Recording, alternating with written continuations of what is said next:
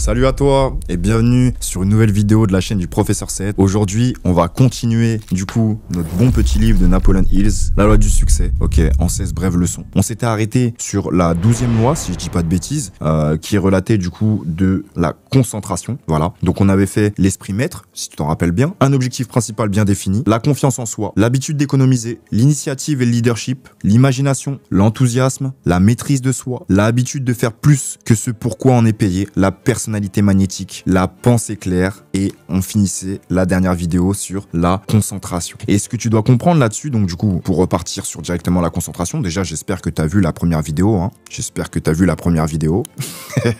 Très important en réalité, parce que si tu te mets là tout de suite sur cette vidéo, tu vas pas comprendre pourquoi déjà j'ai un bouquin dans ma main, et pourquoi je te parle de tout ça, notamment de Napoleon Hill, et du coup du livre La loi du succès en 16 brèves leçons. Donc j'espère sincèrement que tu as regardé la première vidéo, et que tu as pu prendre les 11 premiers concepts réellement, du coup les décortiquer, essayer de comprendre. J'espère même que tu as pu te procurer ce livre, hein. T'as vu, j'ai aucun lien d'affiliation vis-à-vis de ça, je touche pas d'argent. Là c'est vraiment, je te donne de mon expérience, de mon expertise vis-à-vis de ce qu'un bouquin, un livre, hein, tout simplement, a pu faire dans ma vie et a pu totalement changer, je dirais même drastiquement, mon état d'esprit, notamment dans ce monde du coup qui est de l'entrepreneuriat. Donc j'espère sincèrement que tu as pu regarder la vidéo, j'espère sincèrement que tu as pu te procurer ce livre. Si tu te l'es pas acheté, tu peux l'avoir aussi en livre audio, tu utilises Audible ou quoi d'autre, ou pour mes petits cracks, vous pouvez trouver ça sur internet, je pense gratuitement, le craquer ou que sais-je, bref, vous faites ce que vous voulez, mais lisez-le, okay, lisez-le, prenez des notes, faites une lecture dite active, ok, ne soyez pas juste passif à regarder et à lire comme ça, non, vous prenez le livre, vous surlignez les passages qui vous font du sens, vous réécrivez aussi vous à côté des choses que vous avez pu comprendre sur chacune des lois, ok, vous mettez ces concepts-là, vous les écrivez, vous comprenez, et ensuite, évidemment, quand le livre, il est fermé, qu'est-ce qu'on fait? On passe à l'action, d'accord? Parce que si tu passes pas à l'action, ça va te servir à quoi concrètement d'avoir lu tout un bouquin? Tu vas juste être un putain de rat de bibliothèque, et les rats de bibliothèque, on en a rien à foutre, on les fout au feu, ok? Donc le plus important, c'est évidemment de t'éduquer, mais par la suite après, c'est de mettre les actions. Si tu t'éduques juste, mais que tu mets pas les actions, ça sert strictement à rien, ok? C'est comme tu peux pas dire que tu sais un concept, d'accord, que tu le maîtrises, si juste on a juste la connaissance, mais que finalement cette connaissance-là, tu l'appliques pas, ok? Le vrai savoir, c'est être au courant de la chose, savoir la chose, mais réussir à l'appliquer réellement dans sa vie. Si tu l'appliques pas dans ta vie, tu peux pas dire que tu sais. Non, ok, t'as entendu parler de ça, ok, t'as lu ci, ça, mais tu l'appliques pas, donc tu ne sais pas, tu ne maîtrises pas. Très important. Donc du coup, on va repartir directement sur ce que je te disais, donc la concentration. Très bien, on commence la vidéo sur ça. La concentration, c'est quelque chose qui est très important pour moi, parce que aujourd'hui on la perd énormément. Si tu peux le voir, hein, sur les réseaux, le temps de scrollage que tu passes sur ton téléphone, même le temps que tu vas réussir à rester entre guillemets sur une vidéo, il va pas dépasser les 20 secondes. On est d'accord? Tu vas regarder un truc de 20 secondes, 15 secondes, boum, tu vas passer à l'autre. Ça va durer 5 secondes, 10 secondes, boum, tu vas passer à l'autre truc. Encore. Et d'ailleurs, je le fais mal, le geste, tu le fais comme ça, d'accord? Ton cerveau, il a compris que en scrollant comme ça, donc en faisant ce geste, ok, ça te fait dopamine. Donc c'est quelque chose qui est quand même très grave, si je peux me permettre d'employer ce terme. Pourquoi? Parce qu'aujourd'hui, cette dopamine, on l'a directement en se disant que on fait ce geste, ok? Or que normalement, ta dopamine, quelque chose que tu sécrètes de par toi-même, tu l'as par d'autres choses, les expériences, quelque chose de nouveau que tu comprends, quelque chose de nouveau que tu es en train de faire, du sport, etc.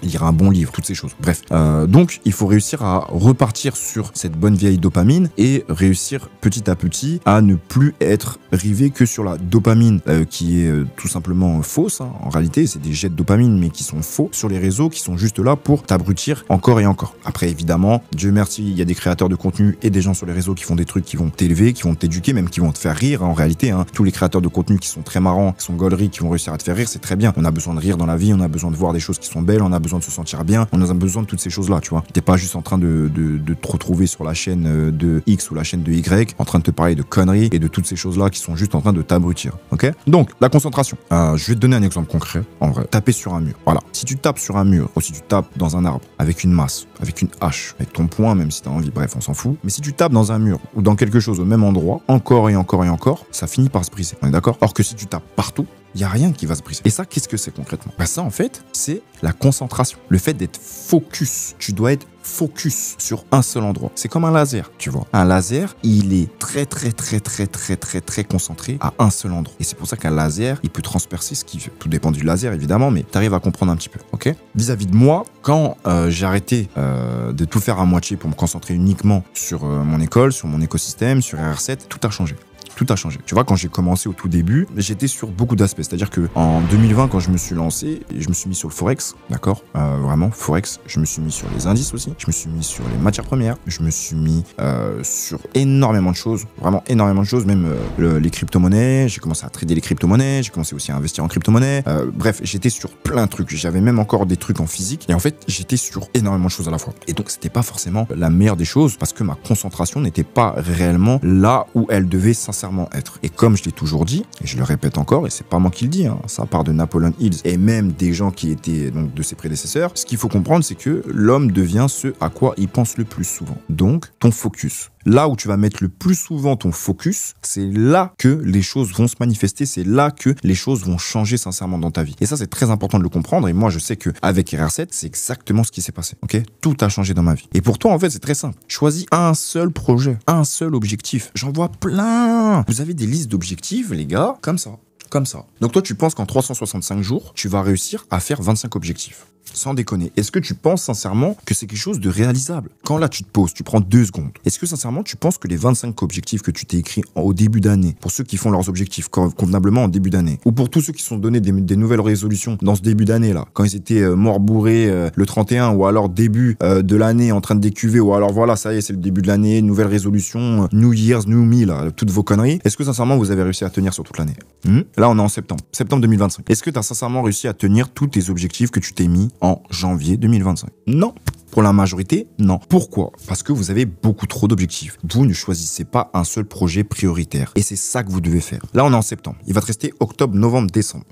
Et décembre, comme je l'ai expliqué, si tu es dans mon Telegram, d'ailleurs, le lien est en bio directement en bas. Ce que j'explique là-bas, c'est que décembre, ça va pas être un mois où tu vas réussir sincèrement à charbonner. Pourquoi? Que tu sois chrétien, d'accord, pratiquant, croyant ou que sais-je, ou pas du tout, tu dois certainement fêter les fêtes. Ok, tu dois certainement faire les fêtes de Noël. Donc si tu fais les fêtes de Noël, tu sais très bien que le décembre, tu n'auras pas réellement de temps pour toi, pour bosser sur tout ce que tu dois faire. Tu vas être avec ta famille, tu vas être avec tes proches, tu vas être avec tes amis, etc. Tu vas avoir des repas, tu vas ci, tu vas ça. Donc en fait, décembre, c'est pas forcément le meilleur truc. Comme tous les gens qui vont être là en mode, oui, ça y est, en septembre, je me mets dans une nouvelle shape et tout. Frérot, tu vas faire septembre, octobre, novembre, c'est bien si tu arrives à tenir déjà 90 jours, mais décembre, ta shape, elle est morte. T'as vu? La dinde ici, le foie gras par là, le saumon là, le nanani, les nanana. Tu veux faire quelle shape, frérot? Donc comprends que décembre, c'est quand même un mois où, voilà, on le met de côté. Donc, admettons que là, on va prendre septembre comme si ça venait de commencer. T'as septembre, octobre, novembre, 90 jours. Donc sur ces prochains 90 jours, choisis un seul projet, un seul objectif prioritaire et tu le tabasses. C'est tout, ok? C'est tout ce que tu dois faire. Rien d'autre. J'espère vraiment que tu prends ce conseil en considération, sincèrement, et que tu vas faire les choses. C'est très, très important. Ensuite, on continue. On part du coup sur la coopération. La coopération. Quelque chose de primordial et finalement qu'on ne nous apprend pas du tout à l'école. D'accord? Je te le dis. Pourquoi je te dis ça? Parce que les seuls moments où réellement on apprend à être en coopération, c'est quand on a des... vous savez, quand on a le groupe A, groupe B, là, à l'ancienne, au collège et au lycée, on devait faire des exposés, on devait faire tous ces trucs-là. Du coup, on devait travailler, entre guillemets, en groupe. Mais bon, tu travailles en groupe et finalement, c'est pas forcément des gens que tu connais réellement dans ta classe, ou alors ça a été désigné comme ça, ou alors, malheureusement, peut-être que t'es un petit mec qui se fait bolos, une petite meuf qui se fait bolos, voilà, t'es un petit peu replié sur toi-même, ou t'as peut-être été replié sur toi-même à ces périodes-là, quand t'étais en cours, et t'étais un petit peu le dernier, quoi. Comme le mec super nul au football, et qu'on choisit à la fin, quand on dit tout le monde, bon, Julien t'es capitaine, Moussa t'es capitaine, on choisit des gens, et à la fin, il reste deux pélos, et on veut pas les prendre parce qu'on sait qu'ils sont super nuls. Peut-être que t'es dans ce cas-là. Mais bref, là n'est pas la question. Ce que j'essaie de te faire comprendre, c'est que on n'a pas appris à coopérer. On n'a pas appris. Parce que quand tu voulais aider quelqu'un lors d'un TD, un devoir sur table et travail sur table, tous ces trucs-là, en fait, tout simplement, tu te faisais punir, tu te faisais gronder. Parce qu'on appelait ça de la triche. Tu ne pouvais pas aider ton collègue de gauche ou ta collègue de droite. C'était impossible. Parce que nous, dans notre système, on nous apprend pas à être dans la coopération. Quand on est petit, on coopère tous ensemble. Il n'y a pas de problème de couleur de peau, d'origine, de religion, de oui, moi, mon papa, il fait ci, oui, moi, ma maman a fait ça. On n'a pas ces problèmes-là quand on est petit. C'est quand on grandit avec la société, l'école et tout ce qu'on nous fout dans la tête, en réalité. Et aussi, le monde de dehors, quoi. Le monde, il est méchant, faut s'en rendre compte. T'as des atrocités, t'as des injustices, il se passe plein de trucs, et peut-être que même toi, t'en as déjà vécu. Donc, c'est vrai que la coopération s'en va de plus en plus. Mais malheureusement, c'est quelque chose qui n'est pas ancré en nous. Et c'est quelque chose qui devrait réellement reprendre au goût du jour. Pourquoi? Parce que sans la coopération, tu peux aller nulle part. Tu peux aller nulle part. Il n'y a aucun animal qui arrive à rester seul, dehors dans la jungle. Il sera toujours avec sa famille, il sera toujours avec sa meute. Tu peux des fois partir en solitaire ou parce que t'es le mâle alpha, d'accord, ou tous ces trucs-là, ok, mais tu vas devoir avoir ta meute. Pourquoi nous, les humains, on a une famille? Pourquoi nous, après, par la suite, on veut faire des enfants, on veut se reproduire, on veut ci, on veut ça? Parce qu'on a besoin d'être en groupe. Pourquoi? T'as besoin d'avoir ce sentiment d'appartenance. Quand tu fais des posts sur les réseaux, etc., que tu vois autant de likes, autant de ci, autant de ça, tu te sens appartenir à quelque chose, tu sens que les gens t'apprécient. Pourquoi tu ressens ce sentiment-là? Parce qu'on a tous besoin de ce sentiment d'appartenance. On est des humains. On n'est pas des êtres faits pour être isolés seuls dans un coin. C'est là qu'on devient des fous. C'est là qu'on pète les plombs. On a besoin d'être en groupe. T'as besoin d'avoir un ami sur qui compter. T'as besoin d'avoir ta femme ou ton homme. T'as besoin d'avoir tes parents. T'as besoin d'avoir tes frères, tes sœurs. T'as besoin d'avoir des partenaires de crime. T'en as besoin, ok? Si je te donne un exemple concret, une équipe de foot, une équipe de basket, un orchestre, ça joue bien. Pourquoi? Parce que chaque personne travaille ensemble. Et dans l'entrepreneuriat, c'est la même chose. Au début, tu peux être seul quand tu vas commencer à monter ton business. Voilà, surtout la majorité des business en ligne, c'est vrai. Mais par la suite, si tu veux réellement que ton petit business il te rapporte davantage plus, si tu veux scaler et devenir beaucoup plus gros, en fait, il va falloir que tu trouves tes coopérateurs, il va falloir que tu trouves tes collaborateurs, il va falloir que tu trouves tout simplement tes associés, ok, tes partenaires de crime, comme j'aime bien le dire. Après, attention, s'il vous plaît, partenaires de crime, on s'entend, on n'est pas en train de faire des bracos. Ok, on se calme. Mais voilà, faut que tu comprennes ça. L'orchestre, il joue bien parce que chaque musicien, il travaille ensemble. Et pas autrement. Parce que sinon, en fait, ça ne marchera pas. D'accord? RR7, c'est comme ça. Comme je le dis, RR7, c'est moi. C'est moi qui suis à l'instar de tout ça. Cet écosystème, ça part de ma tête à la base. C'est en 2021 que j'ai commencé à créer ça. Mais si j'étais resté seul jusqu'aujourd'hui, en bientôt fin 2026, jamais de la vie ce serait devenu aussi gros. Jamais de la vie ça aurait pris des proportions aussi grandes. Jamais de la vie j'aurais pu avoir autant d'élèves. Jamais de la vie j'aurais pu continuer de bâtir un écosystème aussi gros. D'accord? J'aurais jamais eu autant de visibilité. J'aurais jamais eu autant de gens. J'aurais jamais eu autant d'histoires à succès. J'aurais jamais eu de partenaires avec qui je travaille. J'aurais jamais eu mon associé. J'aurais jamais eu toutes ces choses-là. Ok? Donc RR7 part peut-être de moi à la base, ok, mais aujourd'hui, c'est aussi toute une équipe et des partenaires de guerre avec qui je suis. Et peut-être qu'ils sont pas tous à la lumière et que t'en vois que certains, mais ils brillent tous autant. Et sans eux, il y aurait pas RR7, d'accord? C'est ça qu'il faut que tu arrives à comprendre. Et j'aurais pu faire le mec perso dès le départ, quand j'ai commencé mon association, d'accord, et être avec mes partenaires et dire, écoutez, toute l'idée à part de moi, c'est moi qui ai construit ça, ça fait 4 ans que moi je suis là-dessus, voilà, je prends tout et c'est tout, c'est moi le big boss. Mais non, c'est pas comme ça.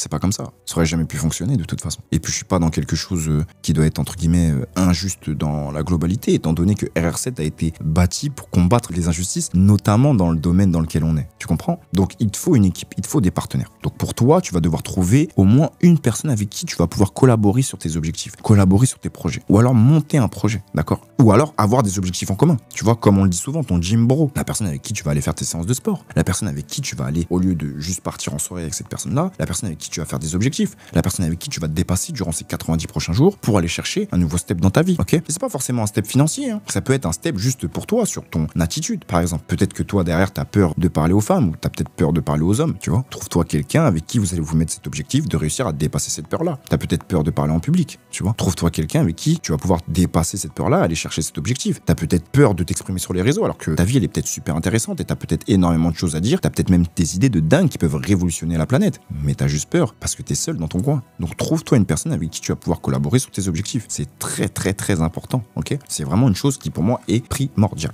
Tu vas avoir du coup, 14e, l'échec instructif. Ah là là là là là là là, l'échec instructif. Ça pour moi c'est si beau parce que beaucoup de personnes pensent concrètement que tu vas pas avoir d'échec. On peut pas avoir d'échec, c'est impossible d'échouer, la ligne elle est toute droite et c'est tout. Si j'échoue, je suis vraiment une merde. Mais non, en fait c'est qu'une question de perception et au-delà du fait que ce soit qu'une question de perception, ton échec est important. Une réussite, pour arriver au stade de la réussite, c'est juste un chemin pavé d'échecs. Encore.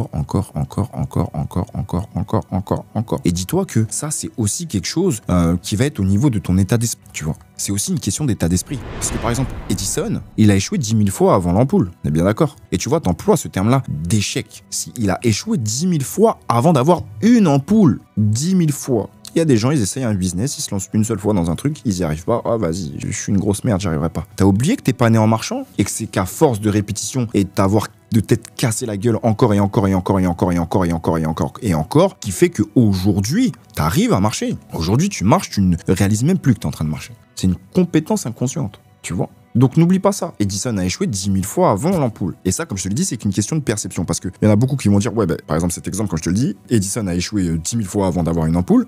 Et tu vas avoir cet état d'esprit qui va dire, j'ai trouvé 10 000 solutions pour ne pas réussir à créer une ampoule. T'as vu? Ça, c'est un état d'esprit. Donc après, on partira potentiellement sur ça. Pour les personnes qui me suivent de près, vous allez comprendre pourquoi je vous dis ça. Pour les personnes qui arrivent maintenant sur cette vidéo, vous allez peut-être vous dire, wow, le mec, il est totalement fou. Peut-être, c'est pas grave, il y a pas de souci. Mais pour la majorité, vous allez comprendre pourquoi je vous dis ça, parce que c'est qu'une question d'état d'esprit. Et si tu restes quand même sur cet état d'esprit d'échec, comprends que c'est tes échecs, d'accord, qui vont faire que demain tu vas réussir. Tu ne peux pas réussir du premier coup comme ça, c'est impossible. Et si tu y arrives, tant mieux. Mais par la suite, tu auras des échecs. Il faut échouer. Il faut pas avoir peur, faut faire. C'est que ça, que ça, que ça, que ça, que ça. Moi, mes erreurs m'ont plus appris que mes victoires. En fait, c'est ça que vous devez comprendre. Mes erreurs m'ont beaucoup plus appris que mes victoires. Parce que grâce à mes erreurs, j'ai pu comprendre ce qui n'allait pas chez moi, sur le projet, sur ci, sur ça, et rectifier les choses. Être une meilleure version de moi, une meilleure version de ma personne, apporter quelque chose d'avantage plus conséquent et encore plus travaillé au niveau de mon projet, de mes projets, etc. Et c'est ça qui m'a ramené mes victoires par la suite. C'est pas mes gains en trading qui m'ont appris davantage. C'est mes putains de pertes. Parce que c'est grâce à ces pertes-là et aux leçons que j'en ai tirées, aux erreurs que j'ai commises, que du coup j'ai rectifiées, qui m'ont amené après mes gros gains. Mais c'est pas possible d'avoir directement des gros gains, ok? Donc en fait, il faut que tu comprennes ça et que tu arrives à l'ancrer dans ta tête pour que par la suite, tu arrives à te noter petit à petit la leçon après chaque échec. Chaque fois que tu fais un échec, note-toi la leçon que tu as apprise. Et après, tu la relis. Tu la relis et tu essaies de trouver des solutions vis-à-vis de ça, ok? Mais après chaque échec, tu dois trouver la leçon qu'il y a derrière. Okay. Et tout est une question de perception. Soit tu vas dire que c'est un échec, soit tu vas dire que tu peux faire mieux. Okay. Dans tous les cas de figure, même si tu dis juste c'est un échec, ou alors tu dis tu peux faire mieux, même si quand tu dis tu peux faire mieux, bah t'as déjà un peu plus d'envie de continuer, tu vois. Bah en fait, il faut juste que tu dises que c'est rien, c'est normal. N'oublie pas ça, tu n'es pas né en marchant. Vraiment, cette phrase-là, je la répète encore et encore, je pense. Pour ceux qui regardent toutes mes vidéos, vous savez le nombre de fois où je l'ai dit. C'est la phrase de mon père, je la répéterai toute ma vie parce que ça m'aide dans tout. Nous ne sommes pas nés en marchant. Donc quand tu tombes, c'est pas grave. Le plus important, c'est de se relever, ok? Le plus important, c'est de se relever. Ça, comprends-le bien. C'est d'une importance, mais capitale. Comme il disait si bien, l'important, c'est pas la chute, c'est l'atterrissage, ok? Pour réussir après par la suite à savoir comment tu vas réussir à te relever, mon pote. Parce que tu vas rechuter, quoi qu'il arrive. Quoi qu'il arrive. Que tes objectifs t'en soient là, ou que t'arrives bientôt au top du top de tes objectifs, tu vas te péter la gueule, quoi qu'il arrive. Quoi qu'il arrive. Donc n'aie pas peur, c'est normal. Et tu vas continuer. Et comme je le répète encore, tout est une question de perception. Et en fonction de ta perception des choses, tu verras, les choses seront totalement différentes. On continue? On arrive à la 15e. C'est bientôt la fin. J'espère que tu es toujours concentré. La tolérance. Quoi dire, franchement, en fait, c'est juste des bases d'éducation, de savoir vivre avec soi-même déjà, parce qu'il faut réussir à se tolérer soi-même. Il y a des fois, on peut se dégoûter de ce qu'on va dire, de ce qu'on va penser ou de ce qu'on va faire. Tout comme on peut avoir du dégoût, de l'énervement et de l'agacement autour de nos proches, nos parents, nos frères, nos sœurs, nos amis, nos frères et sœurs d'une autre mère, etc. D'inconnus, ok? Mais il faut réussir à être tolérant, ok? C'est trop important. Parce que tu peux apprendre de quelqu'un, même si vous êtes totalement différents. Toi, tu es peut-être Renoir derrière la caméra. Tu peux apprendre d'un blanc. Toi qui es blanc, tu peux apprendre d'un noir. Toi qui es maghrébin, tu peux apprendre d'un indien. Ok? Toi qui es pakistanais, tu peux apprendre d'un latino. C'est pas parce que on est différent d'apparence, on est différent dans nos cultures, on est même différent des fois dans nos états d'esprit, dans nos perceptions de la vie, qu'on peut pas apprendre des uns et des autres.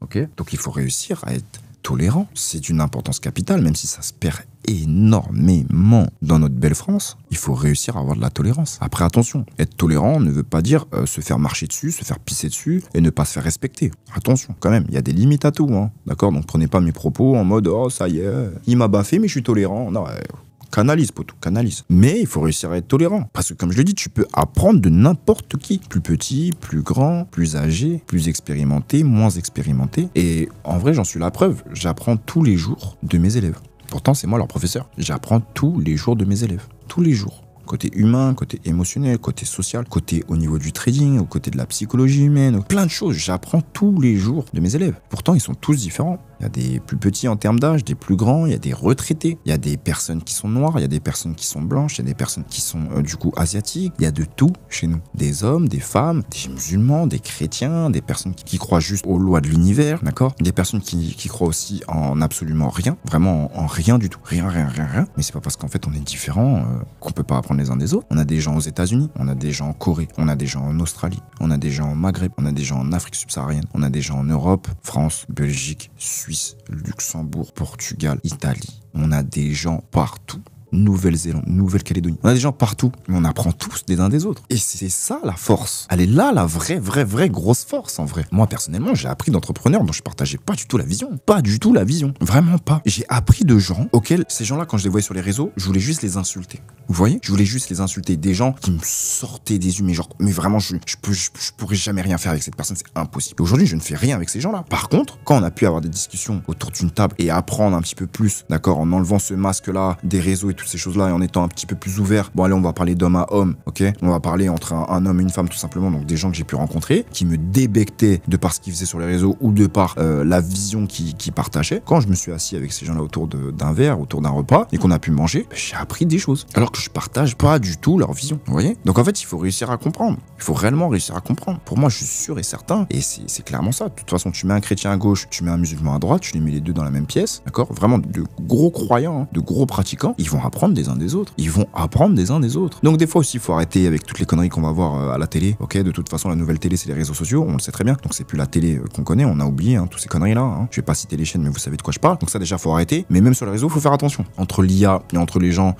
qui sont là juste pour propager de la haine, faites attention à ces gens-là, ok? Et pour toi qui es en train de regarder la vidéo, écoute quelqu'un avec qui tu es en désaccord. Juste prends le temps de le comprendre, ok? Prends juste le temps de le comprendre. Mets-toi juste dans son prisme. Mais pour te mettre dans le prisme d'une personne, il faut réussir à réellement te poser, fermer ta grande bouche, descendre ton ego, fermer, écouter attentivement, encore et encore. C'est tout ce que tu dois faire. Et en écoutant attentivement la personne qui est en face de toi, et après en reposant des questions pour comprendre de plus en plus, tu vas comprendre la position de la personne. Tu vas comprendre dans quel état d'esprit la personne elle est. Et en fonction de ça, tu vas davantage mieux comprendre la personne qui est en face de toi. Et je te dis pas d'être en accord avec elle. Je te demande de la comprendre. C'est deux choses totalement différentes. Donc vraiment, travailler sur votre tolérance, c'est d'une importance capitale. Sinon, comme je vous le dis, si j'avais pas de tolérance, je pourrais jamais faire ce que je fais. Alors là, honnêtement, j'aurais jamais pu travailler avec des blancs, des asiatiques, des femmes, des gens qui sont pas de la même confession que moi, des gens qui viennent pas de mon pays. Vous vous rendez compte? Vous vous rendez compte là, la folie? Est-ce que vous vous rendez compte de la folie? Donc soyez tolérants, c'est très important, surtout parce que vous ne connaissez pas la vie de la personne en face de vous. Vous connaissez pas sa vie, vous connaissez pas ses galères, vous savez pas ce qui s'est passé dans sa vie, vous connaissez pas ses adversités. Donc soyez tolérants, ayez un peu de compassion, c'est important. Pas pour les connards, évidemment, mais dites-vous que même les connards, ils sont pas nés connards, c'est pas possible, tu peux pas naître comme ça, frérot. C'est pas possible, c'est impossible. Même, bon, je vais taire le nom parce qu'on est sur YouTube, je peux me faire striker, on va l'appeler Voldemort. Même Voldemort d'Allemagne, là, il est pas né connard, c'est pas possible, on peut pas. Ok, vous comprenez? C'est en grandissant qu'on gangrène. Mais on gangrène de par des choses, des traumatismes, des choses qu'on a vues, des idées perçues, et tout plein de choses, encore et encore et encore et encore et encore. D'accord? Donc comprenez qu'il faut avoir de la tolérance envers les gens et surtout, faites en sorte d'essayer de les comprendre. Et si c'est trop dur pour vous, laissez-les de côté. Calculez pas. Très simple. Et on va finir cette petite vidéo avec la dernière règle, qui est du coup la règle d'or. La règle d'or. La règle d'or, c'est très très simple. Il faut comprendre que, déjà d'une, répétez les 15 premières règles. D'accord? 15 premières leçons, il faut les répéter encore et encore et encore et encore et encore et encore, les comprendre. Comme je vous ai dit, je pense que je pourrais, et c'est ce que je ferai, je pense que je ferai une série de 16 vidéos, voilà, où je traiterai chacun des thématiques ici, ok? Je pense des petites vidéos en 15-20 minutes. 15-20 minutes, je pense que c'est très très bien, on va pas faire des vidéos d'1 heure. Ou alors si ce sera 1 heure, ce sera des thèmes qui seront totalement dédiés à mes élèves dans RR7. Mais sinon pour vous, ici je pense que je ferai des petites vidéos de 15-20 minutes. Parce que de toute façon, je sais très bien que la majorité de votre concentration ne tient pas plus de 20 minutes. Donc je ferai ça pour réussir à rentrer plus en détail dans toutes les thématiques expliquées ici et dans la première vidéo. Maintenant, ce que vous devez comprendre, c'est que déjà la première règle d'or, c'est de répéter toutes ces règles-là. Ok? C'est très important, très important. Ensuite, c'est que vous allez attirer à vous ce que vous êtes, pas ce que vous voulez, ce que vous êtes. Ok? Et c'est pour ça qu'on le dit très souvent, fake it until you make it. Ok? Donc pour mes Français non anglophones, tu dois faire comme si c'était déjà là, sans que ce soit réellement là. Parce que tu vas attirer ce que t'es, pas ce que tu penses, pas ce que tu veux, d'accord? Tu vas pas attirer juste ce que tu penses, non, tu vas attirer ce que t'es. Et pour être réellement la chose, il faut se développer, il faut penser constamment, ok? Il faut avoir un désir ardent sur cette chose-là. Il faut mettre de la concentration sur ce qui tu veux être, ce que tu veux réellement et mettre des actions en place constamment. Et répéter, répéter, répéter, répéter, répéter, répéter, jusqu'à ce que tu le deviennes de plus en plus et que donc du coup tu attires les choses à toi encore et encore. C'est très important. Et comprends aussi quelque chose, c'est que comment toi tu te traites les autres te traiteront ainsi, ok? Ça, on n'arrive pas à le comprendre. Des fois, on se dit, ah, mais lui, il a été méchant avec moi, ou lui, ou elle, ou truc. Arrête de pointer du doigt les autres et pointe-toi, toi, du doigt, parce que tu ne fais que raisonner avec les autres. Ok, très important. Et c'est comme les relations. Hein. Les relations qui durent, c'est quand on traite l'autre comme on veut l'être. Hein. Pas autrement. Hein. Ok, si tu traites l'autre comme une merde alors que toi, t'acceptes pas qu'on te traite comme une merde, ta relation, elle tiendra pas. Là, je parle pas que d'une relation amoureuse. Hein. Je parle de relations amicales, relations business, relations familiales, toutes les relations qui existent sur Terre. Entre deux humains. Il faut traiter les gens comme on aimerait qu'on nous traite. Ok, il faut arrêter les injustices. Il faut arrêter ça. Et très vite, parce que c'est quelque chose qui est ignoble, qui a une fréquence qui est très très basse et qui nous réduit à quelque chose qu'on n'est pas finalement. D'accord? La vie, elle est faite pour profiter. La life, elle est faite pour kiffer, vous en avez qu'une. Kiffez votre vie, arrêtez de vous prendre la tête, c'est important. Et posez-vous la question, ta journée, elle était merdique totalement ou elle était juste merdique parce que il s'est passé une action ou un truc que t'as lu ou quelque chose qui a duré 5 minutes ou 10 minutes et t'es juste resté en boucle sur ça toute ta journée. Pose-toi les vraies questions, c'est important, ok? Et comprenez, même moi, hein, je traite mes élèves comme j'aurais aimé qu'on me traite à mes débuts. Hein. Et c'est pour ça que ça fonctionne. C'est aussi pour ça qu'à R7, ça cartonne comme ça. Parce que j'ai créé quelque chose comme moi, j'aurais aimé, d'accord, qu'on me traite. Ou même quelque chose que j'aurais aimé avoir quand j'ai commencé, tout simplement. C'est pour ça que la majorité des gens qui viennent, qui voient, ils comprennent. Et tous ceux qui goûtent, c'est jusqu'à la fin. Et même ceux qui en cours de route s'en vont parce que ben voilà, il y a plus les finances, la détermination à s'en va. Ou alors ils ont des problèmes dans leur vie. Hein. Voilà, on a tous des challenges et des fois il y a des challenges qui sont plus difficiles que d'autres. Mais des fois voilà, il faut prioriser des choses. Donc ils priorisent et ils vont régler leurs challenges. Je sais qu'on les a marqués à vie. Et si par la suite ils veulent revenir, ils peuvent revenir. Et je sais qu'il y en a plein qui sont en train de revenir et il y en a plein qui, même eux, quand ils s'en vont, ils disent écoute, là je peux plus. Voilà, les 6 prochains mois, je dois faire ci ou alors il se passe ci dans ma vie, etc. Mais sache que je ferai tout pour revenir parce que vous avez traumatisé ma life. Il y a tout qui a changé avec vous. Et dites-vous que c'est des gens qui sont rentables qui nous disent ça comme des gens qui ne sont même pas encore rentables. Parce que RR7, c'est au-delà de juste être une école de spéculation et d'investissement. C'est tout ça, les gars. RR7, c'est tout ça. Je vous le dis, hein. Tout ce qui est à l'intérieur, c'est tout ce qu'on incarne et c'est tout ce qu'on lègue à nos élèves. L'esprit maître, un objectif principal bien défini, la confiance en soi, l'habitude d'économiser, l'initiative, le leadership, l'imagination, l'enthousiasme, la maîtrise de soi, l'habitude de faire plus que ce pour quoi on est payé, notamment dans le trading, la personnalité magnétique, la pensée claire, la coopération, la concentration, l'échec instructif, la tolérance. Et ouais, c'est d'une importance qui est capitale de le comprendre. Et pour vous, qu'est-ce que vous pouvez faire? Faites un geste. Cette semaine, là, vous avez regardé la vidéo, ok, on est dimanche. Vous avez regardé la vidéo. Commencez la semaine, demain, lundi, avec un geste pour quelqu'un sans rien attendre en retour. N'attendez rien en retour. Faites-le juste, faites-le. Faites un geste avec la bonne intention, hein, d'accord, avec l'intention de faire sans attendre en retour. Parce qu'il y a beaucoup de gens qui font, mais qui attendent quelque chose en retour. Ne fais pas, c'est mieux. Ne fais pas. Si tu pars dans cette intention de faire quelque chose pour quelqu'un et d'attendre quelque chose en retour, ne le fais pas. Donne avec la bonne intention. Sois pur dans ce que tu fais, sois honnête, sois authentique. Reste toi-même et n'oublie pas, l'authenticité, c'est la plus grosse des fréquences ici-bas. D'accord? Alors reste toi-même et surtout fais sans attendre en retour. Fais les choses avec le cœur, reste authentique, n'attends pas de retour dans ce que tu es en train de faire. Donne, donne, donne. Travaille comme il se doit, charbonne avec intensité, intelligemment et crois-moi, on te le donnera fois 100. C'était tout pour moi, l'équipe. J'espère que vous avez profité sur cette petite intervention. Voilà. Donc, du coup, la série de la loi du succès en 16 brèves leçons est finie. J'espère vraiment que tu auras pu prendre des notes durant toute cette vidéo. J'espère sincèrement que la partie 1, tu l'as appréciée, que la partie 2, tu l'as aussi appréciée, que le condensé des deux te fait réellement sens et que tu vas pouvoir en sortir grandi d'une façon ou d'une autre. Ok. N'hésite pas à regarder encore la première vidéo, n'hésite pas à regarder encore celle-ci. Ok, n'hésite pas à mettre un petit commentaire en dessous aussi si tu as apprécié pour savoir si t'aimerais bien que je refasse des petits debunks un petit peu des livres qui m'ont le plus impacté sur mes 7 dernières années. Voilà, il y en a quand même pas mal. Hein. Là, j'ai commencé avec Napoleon Hills, mais je pourrais partir sur d'autres auteurs, évidemment, notamment d'autres livres qui m'ont beaucoup impacté, que ce soit sur l'économie, que ce soit sur la finance, que ce soit sur la spéculation, l'investissement, le développement de soi, la plénitude, le bien-être, enfin bref, toutes ces choses-là. Donc, n'hésite pas à commenter, n'hésite pas à partager, n'hésite pas à liker évidemment. Et surtout, si tu veux davantage plus, n'hésite pas à cliquer sur le lien en bio pour rejoindre l'univers du 7, rentrer plus en profondeur avec moi. Ok, je sais qu'il y a beaucoup de personnes qui m'ont rejoint ces derniers temps et d'ailleurs, gros cœur sur vous. Même s'il y a énormément de fatigués, hein, je le redis encore quasiment tous les jours. Je comprends pas pourquoi il y a énormément de gens qui sont juste là, mais qui sont juste voyeurs, spectateurs et qui ne passent pas à l'action de vouloir faire plus, d'entreprendre plus pour eux dans leur vie. On vous demande pas de devenir millionnaire, on vous demande pas de rouler dans la dernière Lamborghini, on vous demande d'atteindre vos objectifs. Et comme j'ai toujours dit, ton objectif, c'est le tien. Il n'est pas plus bas ou plus haut qu'un objectif qu'un autre. C'est pas parce que tu veux être millionnaire plus tard que ton objectif il est au-dessus d'un mec qui dit juste non, moi je veux juste avoir ma petite Mercedes, ma femme et mes enfants. Non, ton objectif il est bon pour toi, ça veut pas dire qu'il est bon pour quelqu'un d'autre. Donc ton objectif c'est le meilleur pour toi. Ne l'oublie jamais et n'écoute pas les vautours autour de toi qui vont te rabaisser et te dire que ce que tu envisages ou ce que tu veux, c'est pas assez bien ou que tu n'y arriveras pas. Ce sera tout pour moi l'équipe. On se retrouve sur une prochaine vidéo du Professeur 7. Allez, ciao.